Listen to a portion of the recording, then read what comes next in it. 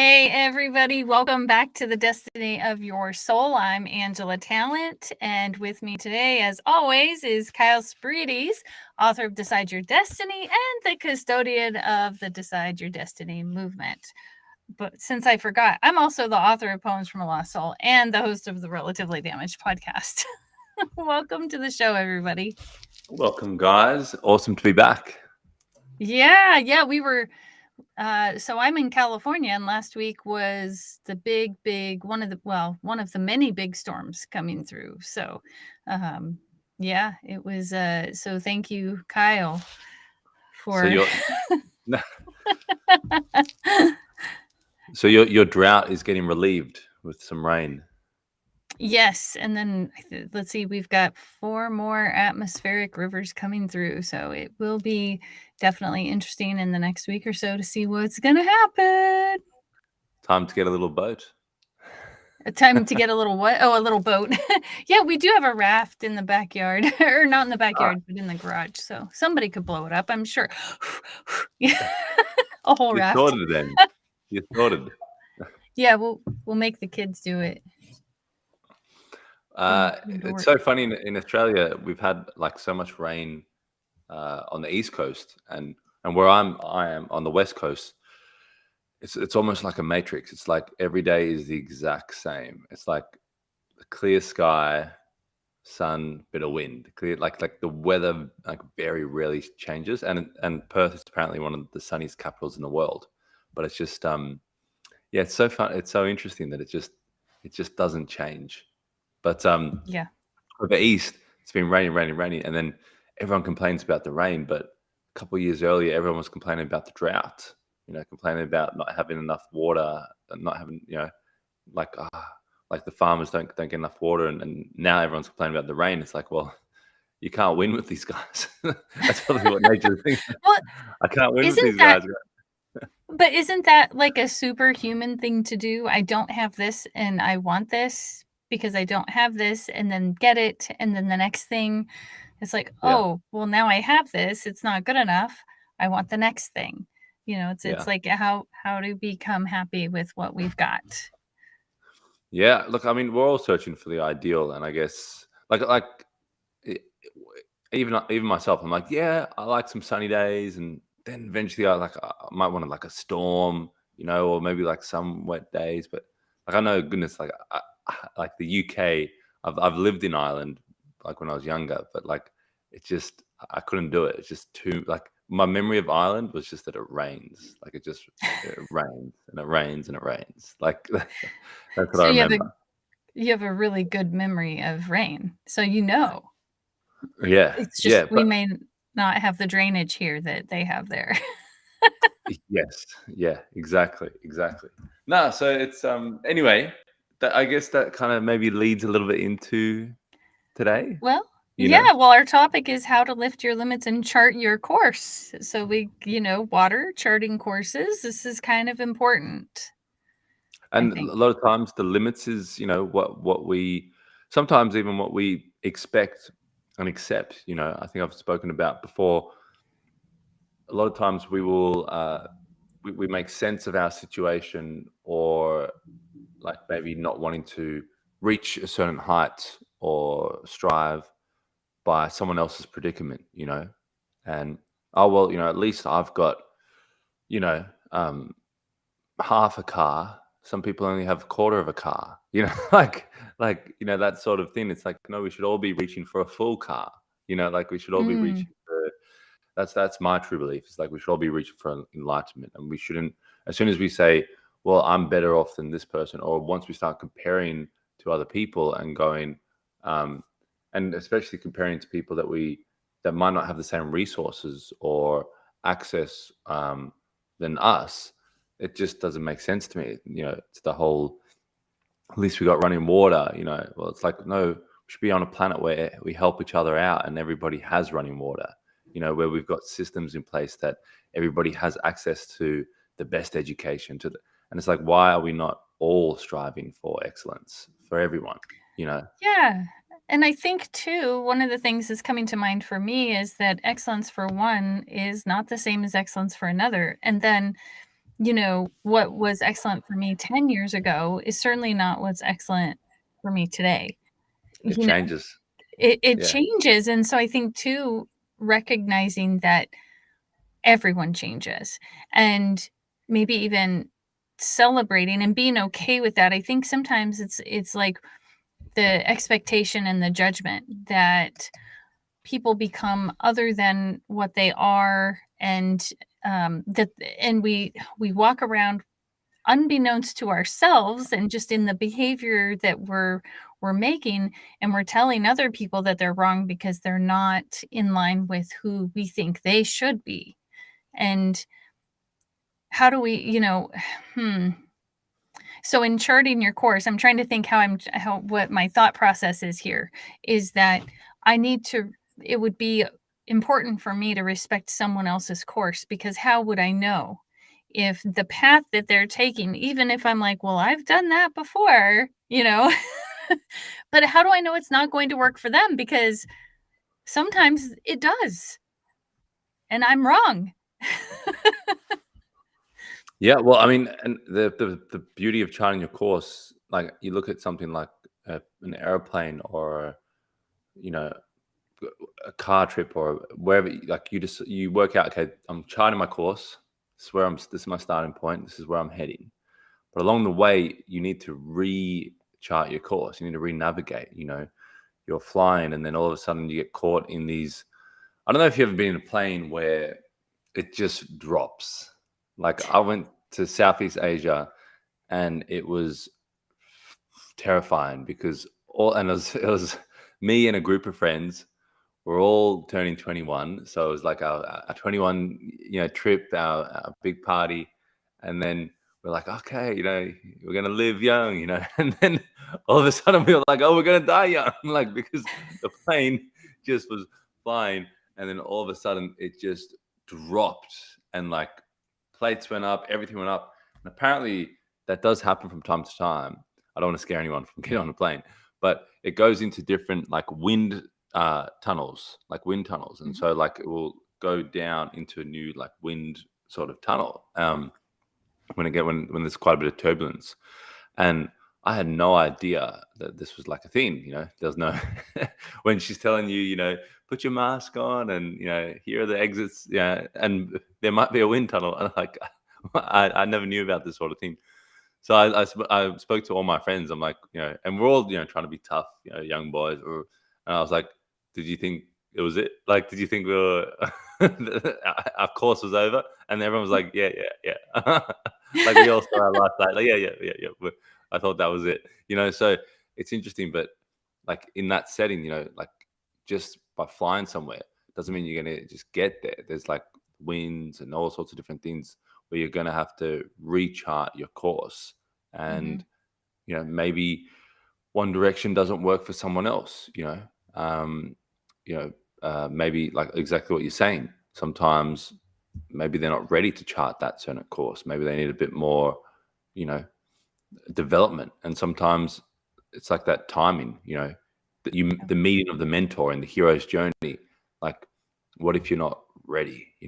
Sometimes you just got to get ready. Sometimes you just got to buckle up and just dive in. Yeah. Just go. I'm just going to trust, and that's something I've been experimenting lately. Is just going like something as simple as organizing a few meetings for people yesterday, and just going, hey, usually I would do it this way, or I wouldn't, eat on camera. I wouldn't do, or I'd be careful. But I was like, hey, here, this person wants to meet you. You want to meet them? Introduce them a bit, then let them start chatting, and then I go off and grab myself lunch, and then come back down, and I'm tuning, or just feeling more kind of relaxed, and then expressive, Mhm.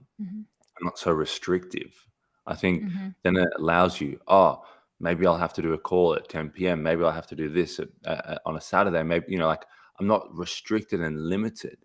And it's just so much more freeing. Like, oh, what if I do a live video at 10 p.m.? What if I do it on 7 a.m. at a Saturday? Like it's the creative expression, and I remember like, and there's so much of this, like when you talked about it might not work for someone else, but it might work for you. That's all about charting your course because I heard, oh, like on LinkedIn, you want to post every 3 to 5 days, and it just has to be a short thing and only 2 hashtags. And I'm looking at it, I'm going, okay, I'm doing it, I'm not getting anything happening. And then all of a sudden, I start posting every day, then a few times a day. And all of a sudden, I start getting, like, I can see the analytics, and it's going through the roof compared to what it was earlier. And then people are saying to me, "Oh, I see you everywhere on LinkedIn," like all this kind of thing that social media creates, the illusion that you're everywhere. But someone else, and that person was a LinkedIn specialist, expert, professional, but they're telling you to not post as much. And then it's like, wait a minute. Like what does Coca-Cola do? What's the ad between every breaks that you see? Like, what does Big Pharma do? What does the news do? What do all these companies do? They're consistently like beating the drum. Like, whether it's a good product or not is irrelevant. They are there. People like see them and they go, oh yeah, like, maybe I need to check it out. Maybe I might need, oh, next time I'm in the grocery store, I might grab a Coke, like, because it's there. And I went, well, this principle of let me post 3 to 5 times a day, like, it just didn't make sense, And so sometimes you have to look at what other people have done right, whether you look at them and, oh my God, this person's my hero, I love them, or I don't really like what these people do and believe in what they do and how they go about it, but how does it work? Like, why do people still, show up for this thing? Oh, it's the frequency, it's the consistency, it's the guarantee that at 6 p.m. when I clock on, you'll be there, to give me my rush of emotions. And I think that's a part of charting your course, is actually realizing and seeing how much incorrect information there is, even from the experts, or the quote unquote specialists. Yeah. And I think you have a good point about the social media and things like that and being everywhere, right? But also what I was thinking of as you were talking was the social currency, because I think most importantly, it's the illusion that they are everywhere and that everyone likes them.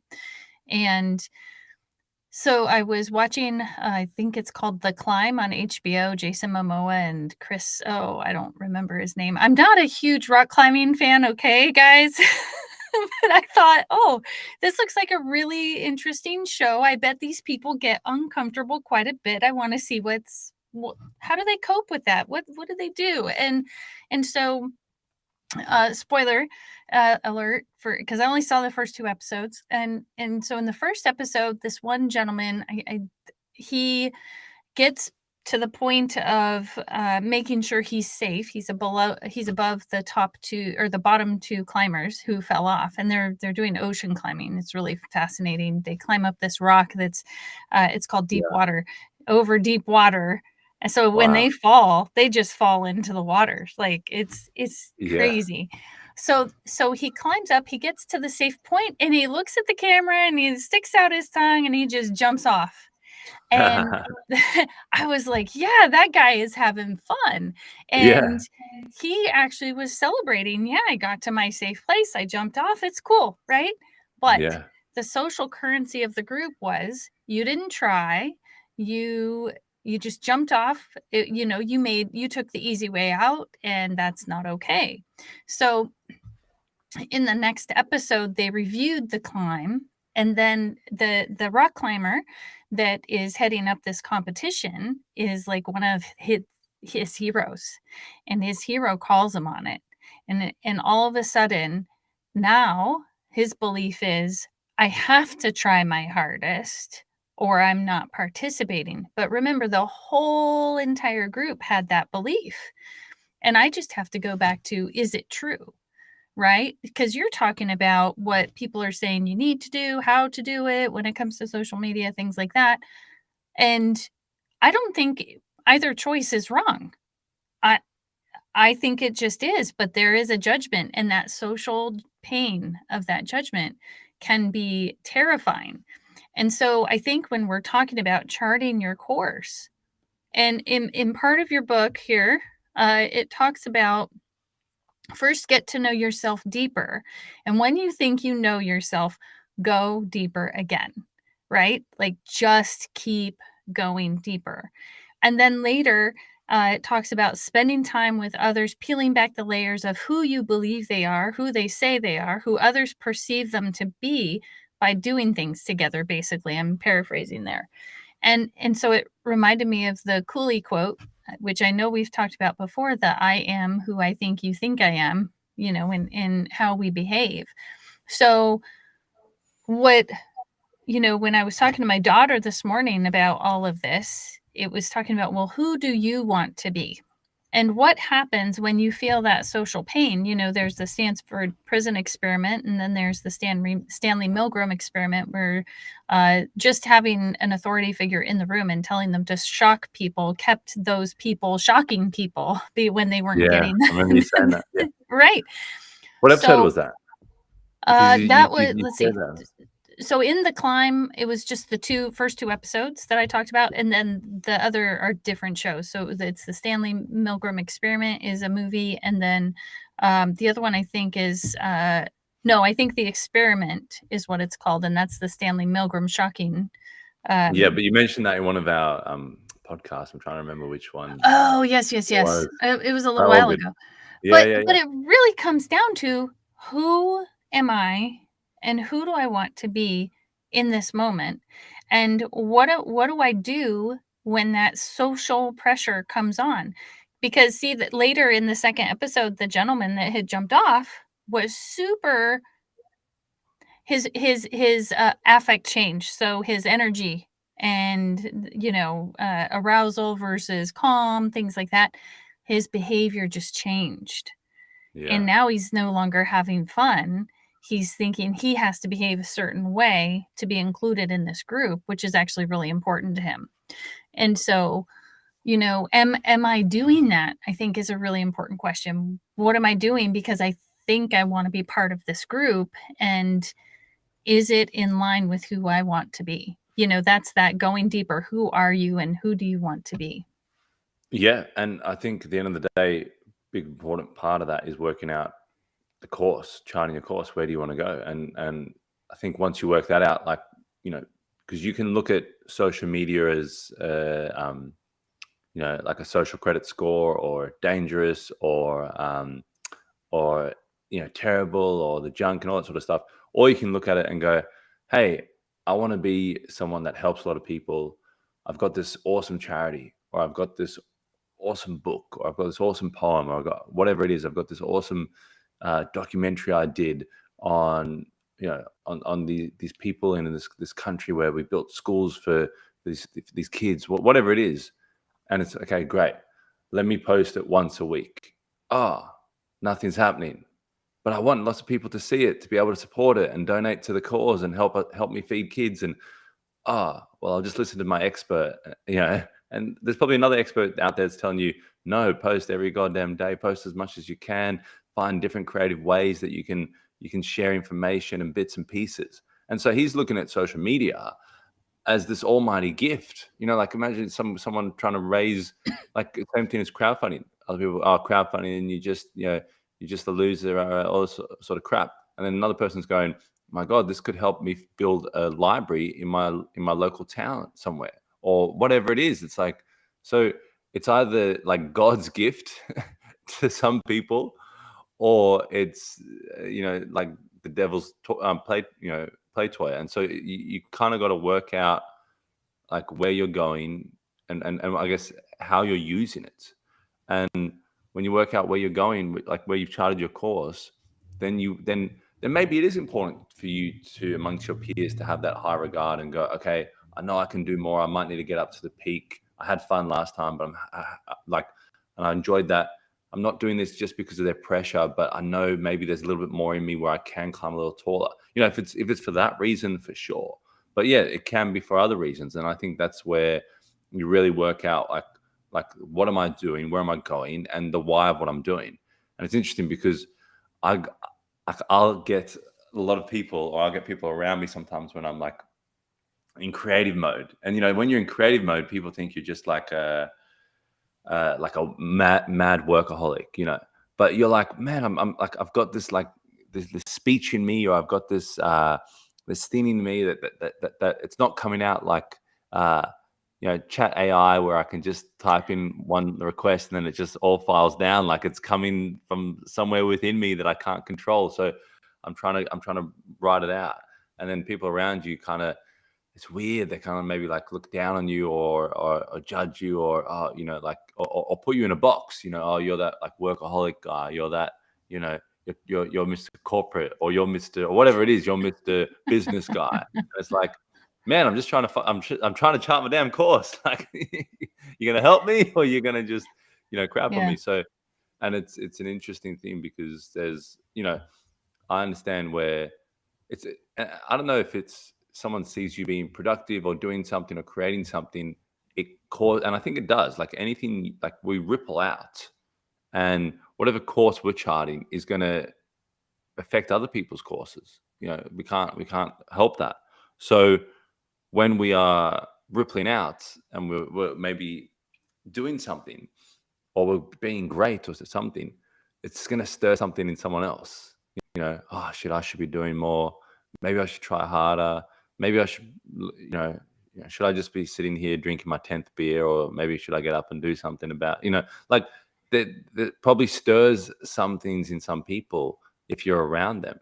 And like, there's that saying, like, oh, you are the combination of the 5 people you hang around, or like the which I don't necessarily agree entirely with, because you decide and chart your course, and like you could be around people that are younger than you, maybe they're not in the same financial bracket as you because they're 2 years old, but it doesn't mean you're being lowered because you're you know what I'm saying. So for me, I think when you want to find your tribe, you want to find those people that kind of help reaffirm it. You definitely want to have and they can be 2-year-olds that are earning $0, or 80-year-olds that are earning $0. But like, you're not the financial stature of those 5 people around you, but you want people around you that can kind of cheerlead you on, or support you, or are interested in what you're doing.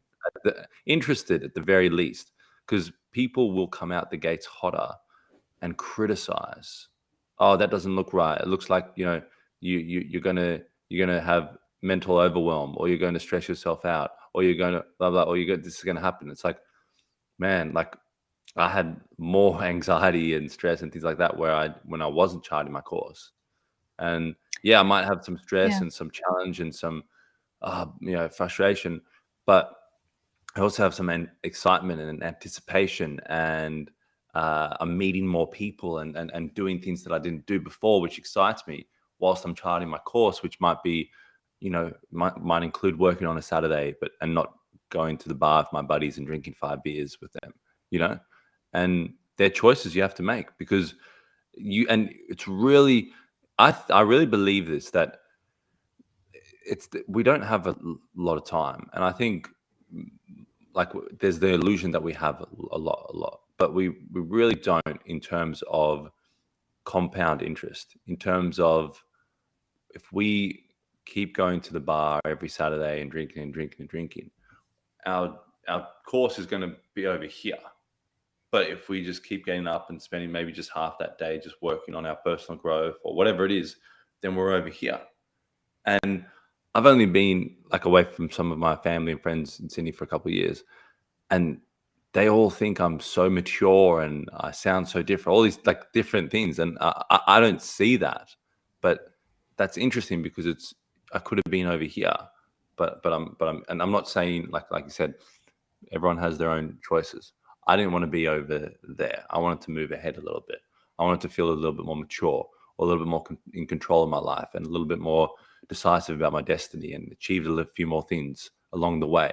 So I think that's really, like, when you're going along, you can see how much your direction changes just by a couple of weekends, and that, like, sometimes for people charting your course, deciding your destiny, they're huge things. It's like overwhelmed, but maybe just start with 90 days. Like, wow, what could I do in 90 days? Think about, if you work out every day for 90 days, like at 30 days, you're going to see a change. At 60 days, you're going to see, at 90 days, you're going to be like, what the heck is going on?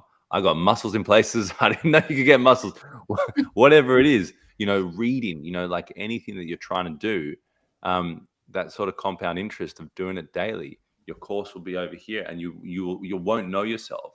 And sometimes it'll take someone else to say, "Oh, you sound so mature," or "You sound this," or "Oh, I can't believe you did that." And and usually because you're going along, so you're going along this course and you keep going along, you don't notice all the subtle changes that have taken place. But I think that it's really important. I was listening to something that models would do and actors, and I never thought about this, but they film themselves over and over again to see their subtle changes and action, all sort of stuff.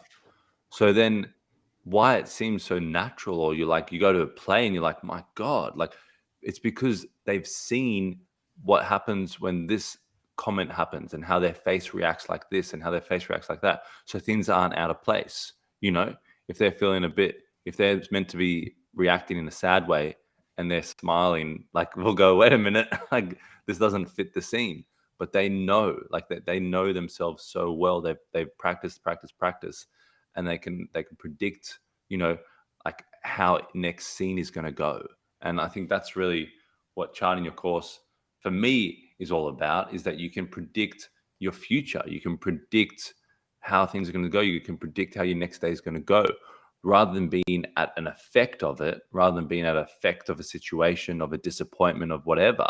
It's like, hey, I know I rise from the rubble. I know I can rise again. I know I'm going to come out of this with a new book, a new poem, a new inspiration, and new whatever. Yeah, almost like knowing you could do hard things. Yeah. And when you made those changes, did you know you could do hard things at that point? Or how did you know you could do hard things at that point? I think I was so, and maybe this is not a gift, like, oh, I've only got it, like a gift that we can all have and help us through the process. The thing is, I was so focused on the process. I think I was so focused on the process and getting the process right, or doing the process the best I could. Okay, with my book, how do I mind map? Oh, okay, I don't think I mind mapped quite right. Let me watch a video on mind mapping. Let me do a bit of training. Let me speak to someone. How do I mind map it? Okay, great. Then how do I outline? Okay, how do I out? And it's not like I was doing it and had different colors and it felt so dandy and it was lovely. It was like it was like, man, there's some things in my head. I'm trying to get it out on a page. This is this is a thing. But to answer the question, I think well, I mean, I'd love to ask the question back to you. Did you like in your times of kind of moving the bar up, did you know that you could do it, or did you have that self-doubt? I mean, of course, that self-doubt comes in. I was terrified, and scared. In Yeah, fact, there was a point me too. of time in my life where even the word goal scared the crap out of me. Don't even use the word goal because it was Yeah. something I couldn't even comprehend, and it was so terrifying that um I I did set goals. I didn't realize it, but I had to. It's like we had to go around the back way until I could redefine what goal meant, because I had such a Mhm. visceral reaction in my body because I had set so many and failed as my disability came on and things got worse and worse and worse. What happened was I got this idea in my mind that goals were, well, they were going to make me feel bad, because Mhm. anytime I had set a goal when things were going downhill, and no one was there to kind of help and be like, because every time in my life before, let me just say this, every time in my life before the disability came on, I could set a goal, get it, I knew exactly what to do and I would achieve my goal and be done. Well, as the Mhm. disability came on, the chronic pain, the deforming of my hands and things like that, I would set goals and I would just fail and fail and fail and fail. And so I started having that very, like I said earlier, that visceral reaction in my body that said, this is not safe. I can't do this. So it really took a big, like I had that caregiving company come in and say, we're not going to help you be human. We're just going to treat you like an animal. And that Yeah. I had the visceral reaction to that was Okay. more painful than the potential failure. So it took that for me to go, no, there's got to be a way, and I'm going to do this. I mean, I sweat like no tomorrow when I was starting to interview people. I was terrified of the entire process, and I didn't know how long it was going to last. I didn't know any of that. But as that stuff started Did hard getting things. done, it was like, oh, I can do hard okay, things. Yeah. I can do hard things. Like, it's almost like I forgot I'd done hard things before, but I think it was different with an acquired disability, right? Because I Yeah. didn't grow up with it. So now my perception was totally different. Can I Mm. still do, I was doing hard things every day with the disability, right? Chronic pain is tremendously hard. It impacts Yeah. the brain, it impacts thought processes. It's and a lot of people don't understand it. If you break an arm, if you break somebody's arm, you're going to have to pay. If you injure them, emotionally or in a way that people can't really see and understand, then um there's no room for that, because it doesn't make sense to a lot of people because they don't see it. But yeah, learning I could do hard things, that was very uncomfortable, and I think that's why uh, one of the things I usually say is, learning and growing is going to feel weird and awkward, especially when it's new steps. So I think that's where it's digging down deep. My core value was love. So then I had to just, how can I love in this moment? How is this showing love? By sharing stories of struggle and triumph. Is that love? And really that's what got me started at some point, but finding that courage, which and I know I've said this before, but fear and courage can't exist without each other. They just don't. Otherwise, it would Mm. just be a sensation in your body Yeah. otherwise, right? Um, so, so yeah, in fact, I love the book. I'm reading it for the second time, how emotions are made, and understanding that sometimes, and especially I think with chronic pain, misassigning um, a feeling or an emotion, the definition of an emotion to what's happening in the body, because it doesn't always match what's happening outside. So having to be really consciously aware, am I feeling this way because I'm in pain, or am I feeling this way because there's really something going on that I need to have a feeling about? Yeah. Yeah. That distinction. I've had that with, I guess, a vital organ, and then trying to go. I always used to say, is this structural or is this internal? If this is internal, I need to make my way to the emergency. If this is structural, if this is bone, if this is wires wrapped around a bone, if this is something that's structural and my mind's over compensating for it, then I got. And after surgeries, like I became so aware of, like, I'd have a glass of water and I'd feel the water trickle right down my chest, like right through my insides. And like if I had a water that was a bit cold, I'd feel it all. I'm like, whoa, like I don't think I was aware of that like before. And so I'm like, okay, my awareness has increased. And so I'd say, yeah, I get chest pains, pretty much every day, or I get, some sort of chest pains every day. And people, oh my God, are you okay? I'm like, I'm just really probably what it is I'm really hyper aware. Like I'm hyper aware. That area has since 18 had a lot going on in it. And so I'm really hyper aware of any subtle changes. Maybe my Yeah, mental alarms are switched on or something. But yeah, I would always ask, is this structural or is this internal? If it's internal, if it's an actual organ, a muscle, something like that, then like we need to get going. If it's like like I said, so that was my Yeah. distinction. Well, and I think too, it's been brought into your awareness, right? Like because of all those sensations. So a lot of times we don't hear our heartbeat every day. We don't hear our breath sounds. We don't always hear our digestion. We don't hear so much that happens in our bodies. And that's really because of how our brain works, right? So even people watching this show, in order to save on what's being transmitted, right? Google, YouTube, Facebook, wherever we're on many platforms right now. They're not, Streaming. I know, they're not streaming, though they're only sending the changes, right? And Yeah. and so and that saves space and time. You'd probably know more about that than I do, maybe. I don't know. I don't know if you know.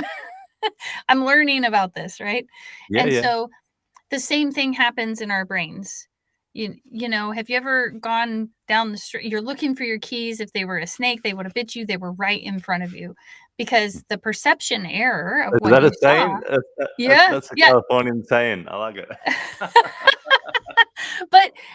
So what happened was the brain didn't correct for the perception error. It Yeah. didn't correct so that you could even see the keys. And again, that's for me, a lot of times it's that stress mode. I think I've talked about that before. You get into stress mode, you can't see that there's other choices, other things in front of you, things like that. So what I really and I think that's really important to think about too. What is it that I'm not seeing today that would be really helpful, right? We want to be helpful to ourselves because there's just so much we can't see. But we're almost 40 minutes in. And Well, I have raising that not. awareness is how you interact with life more, and then you're able to, you know, find your keys and go through life a bit better, but also you're able to respond to challenges and overcome. Um, Yeah. exactly what you're saying, like finding ways, like we're not aware, like how shallow we breathe all day until we do a breathing exercise. We're not aware of these things until we activate these things, and that's why I try. I really do, and I talk about it in the book, like to have. And I'm not perfect. Even the people that you think are perfect aren't perfect. The Rock, he'll have like big, like he'll have a cheat day, or he'll have, like he shows that sort of stuff because it's not him trying to show I'm perfect all the time and it's impossible to be me. It's like, no, I'm human. I do work out a lot, but man, I also have those days where I just want to, have chicken wings and chocolate or whatever it is. So, it's and so for me, like I put in the book and I try every day to do this, but it's having those activators. Like, what are your daily activators? What are the things? Is it the cold shower? Is it the workout? Is it the is it the breathing exercise? Is it the meditation? Is it just going outside and just being aware of everything, just looking at the tree, listening to the bird? What is it? Is it doing some role playing? Like I've been doing some role playing with someone early in the morning. We get up, we do some like role playing for phone calls. So then when we go and do phone calls out to people and create flows, it's we're a little bit better at it, and we're raising our awareness to it. We're raising our Yeah, awareness to rejection and that's true. objections and disappointment. We're getting that reality of life rather than Well, just coming out cozy and going, what's it gonna be? yeah, and you're learning what it feels like in your body and that it's not personal too. Real Yeah, quick, I wanted exactly. to say hi to mom. Mom is here. So Hey, mom. hi. And then I wanted to ask her to please go open the garage for Brooke while you watch the show, preferably. Thank you. Yeah, you're asking her to multitask. I am. Okay, here you go, I just Becky. gotta All pressure's on. I know, right? Thank you for that. And so, what's the poem for this week? Okay, it's actually oh, she says okay. Thanks, mom. Uh, who you want to be is what it's called. So, Life continually flows around you, through you, connecting you in the great cosmic expanse, showing you in every moment your universe, your light, your way. How will you meet it? Will you place a limit on your consciousness?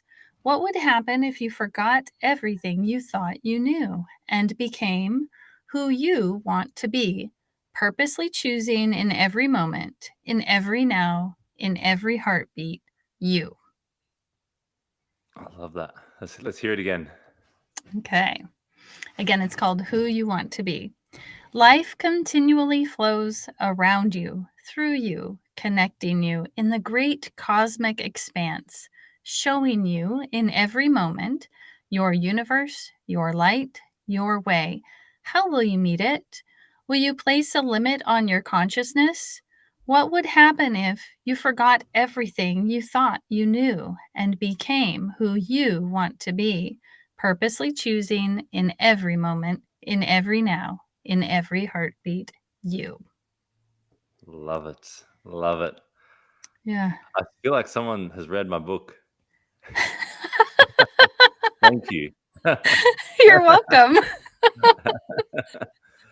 Well, the exercise for this chapter fits in with that. And I know we've just kind of chosen exercises as we've gone, but the exercise that I had in this chapter was to do the purpose mind map exercise, which basically everyone knows about. If people know about mind map, it's just putting a cloud, like a little cloud or a circle, in the middle of the page, and then you just write what your purpose to be.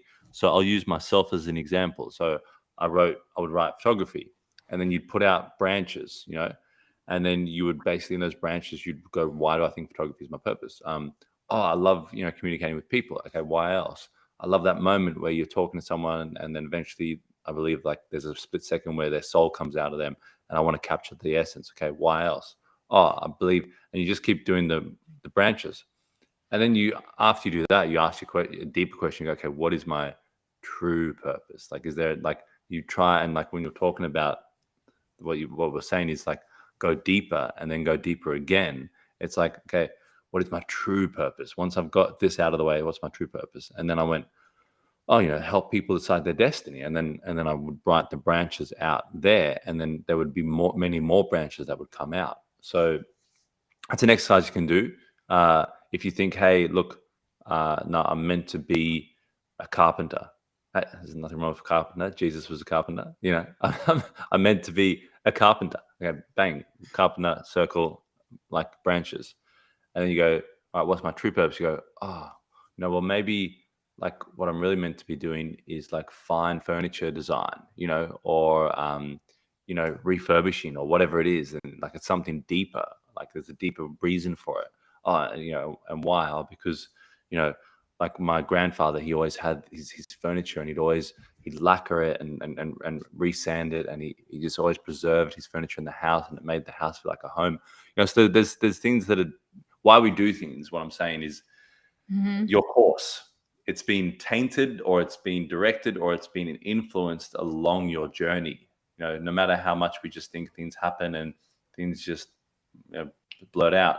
It's like, well, something happened along your way, and then that's why you wanted to do something along these lines. And then it's interesting with hindsight, and I think Steve Jobs said this. It was about you can only join the dots looking backwards. So you look backwards along your life and go, oh, this is how I ended up here because of that, and that. Isn't that interesting? And then you can go, well, now I know that. Like, why don't I chart my course over here, over there? So Yeah. And I think what you're really talking about is finding that value driven purpose. And for you it was putting photography in the bubble and then going out, and then why is it that I really want to do this? And then you came to what the value was behind it. Well, when I can help people decide their destiny, then I'm helping lift others up.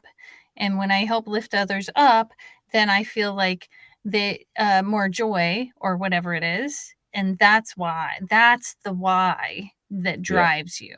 Yeah. So it does. Yeah. Yeah, and doesn't, and like what I'm, just to be clear, like I'm not saying you throw the other purpose away. Like I still do photography No. to this day. I'm Yeah. creating a photography course where I'm merging photography and Decide Your Destiny. I'm figuring out ways to actually morph them together and where they actually relate together. And it's kind of funny because someone was saying this to me the other day. He was talking about like what I'm trying to do, and he was saying like sometimes there's jigsaw pieces that we just can't see and other people can see. Because I was saying everyone else can see the fit, the correlation, the connection, and it's driving me balmy because I'm like, well, I can't see where the jigsaw pieces fit. And he says, look, you'll try and fit them together, and then he goes, they may never fit, but you will, like, you in search of that is what you're creating. I was like, oh, that's really interesting, and so I was like, well, all right, maybe photography is not my thing, or maybe sales, like when I worked in at a camera store in sales, like that wasn't necessarily my thing, but I was like, I'm going to learn everything and anything about all the cameras in the store. I'm going to learn about how to find the right camera for the right person.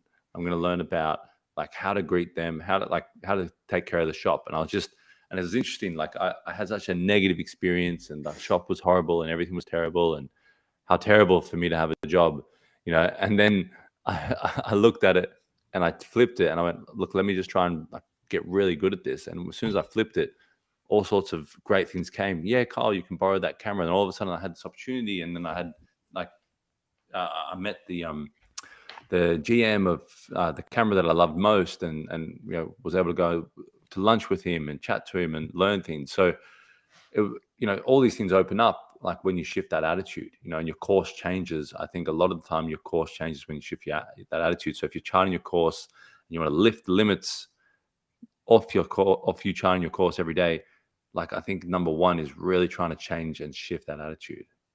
Yeah. And that attitude's really important, just like confirmation bias. When my attitude's bad, what am I finding in my life? I'm finding a lot of really icky things usually, right?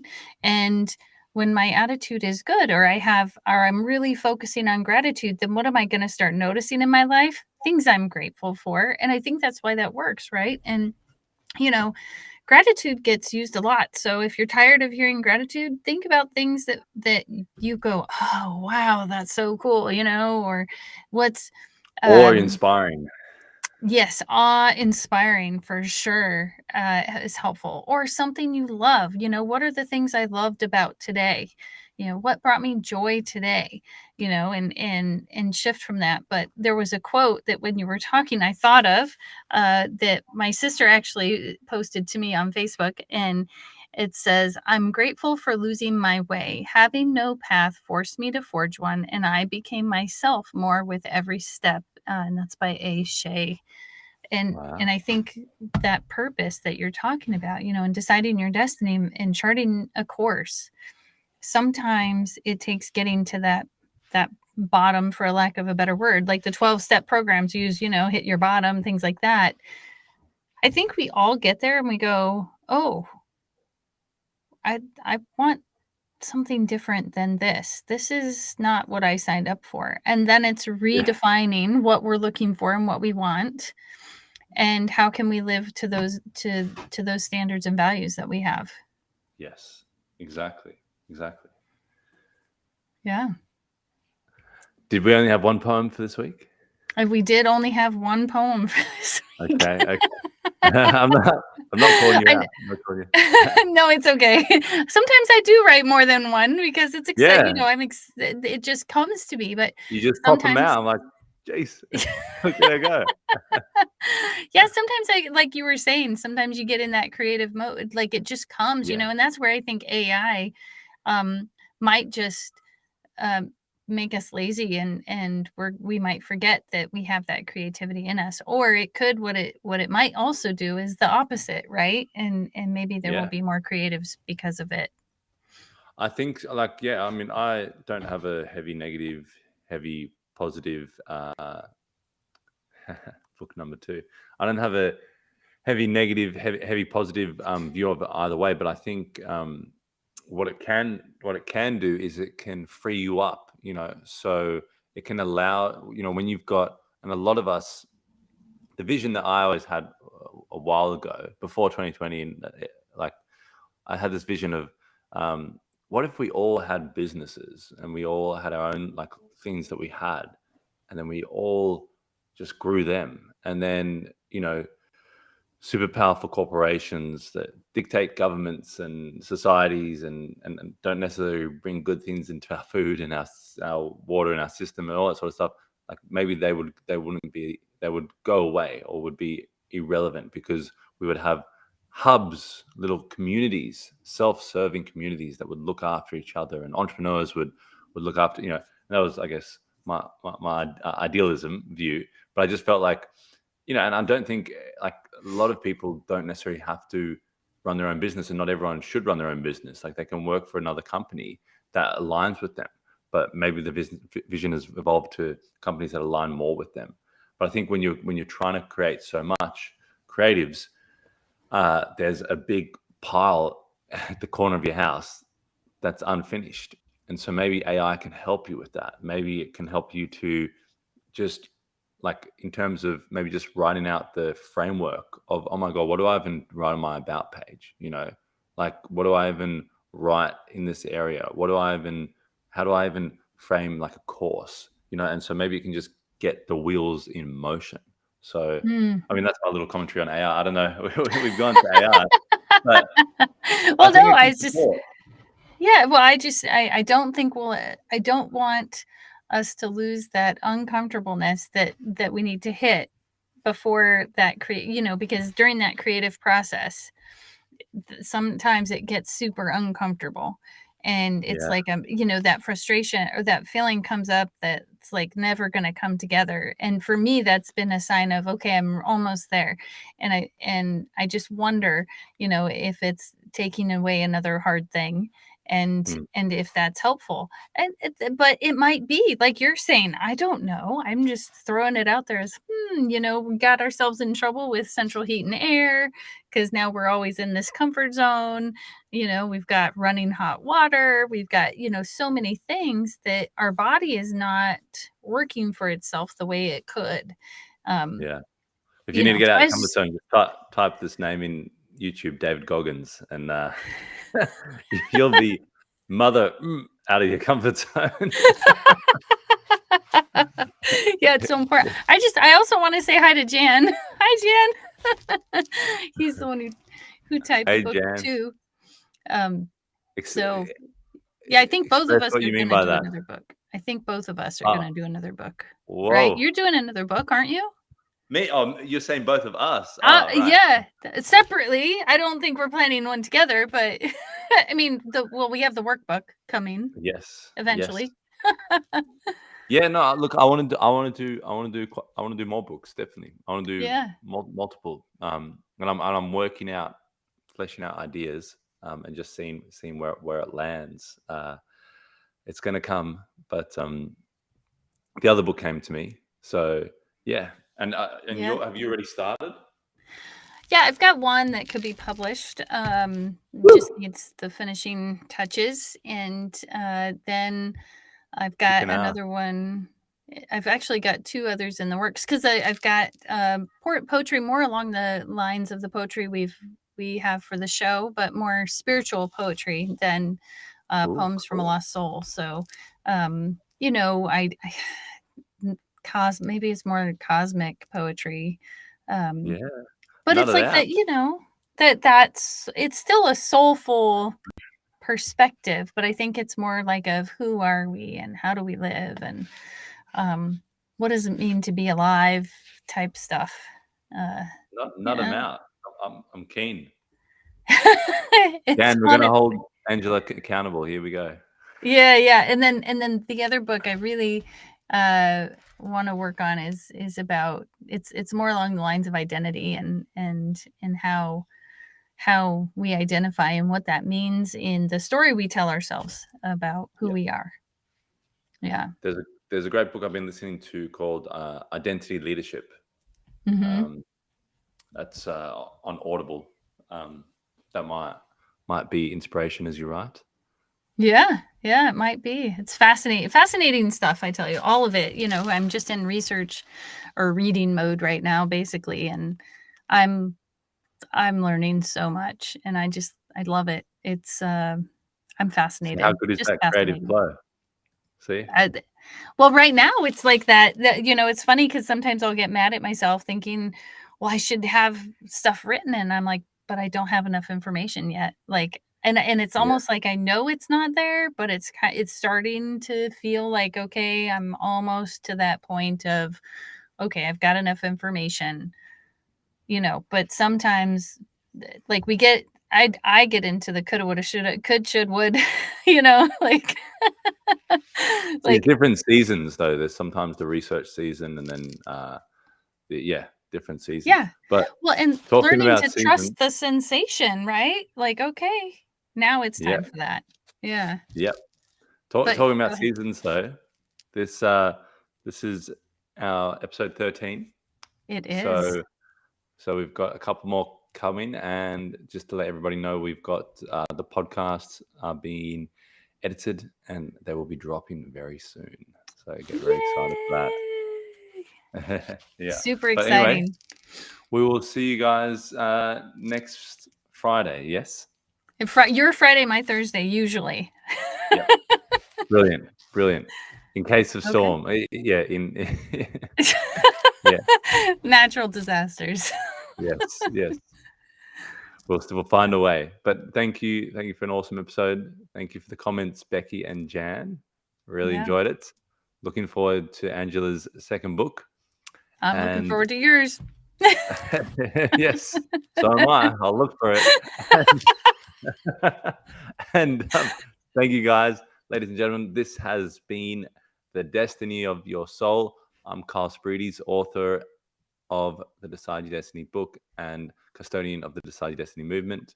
And we've got Angela Talent, Poems from a Lost Soul, and many more books coming down the way. Bye, everybody. We'll see you next time.